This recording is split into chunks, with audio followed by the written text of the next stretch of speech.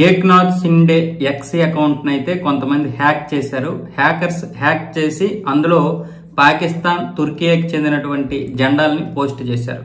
ఇది పాకిస్తాన్ హ్యాకర్ల యొక్క పని అని మన నిఘా వర్గాలు అయితే చెబుతున్నాయి. ఇంకా పూర్తి వివరాలు అయితే బయటికి రాలేదు. ఇలా చాలా మంది సెలబ్రిటీల యొక్క అకౌంట్లు అయితే హ్యాక్ అవుతున్నాయి.